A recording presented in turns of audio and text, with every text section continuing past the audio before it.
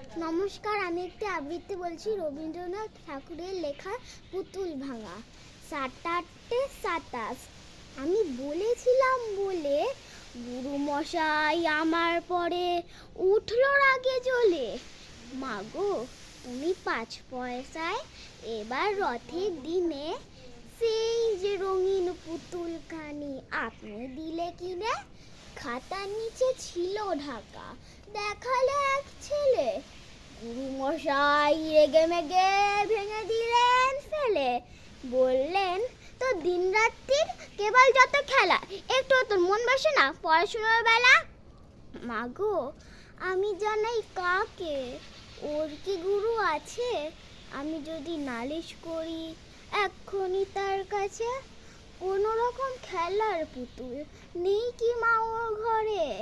সত্যি কি ওর একটু মন নেই পুতুলের পরে? সকাল সাজে তাদের নিয়ে করতে গিয়ে খেলা, কোনো পড়ায় করেন নাকি কোনো রকম হেলা। ওর যদি সেই পুতুল নিয়ে ভাঙেন কেউ আগে, বল দেখি মা ওর মনে তা কেমন তোরও লাগে। নমস্কার।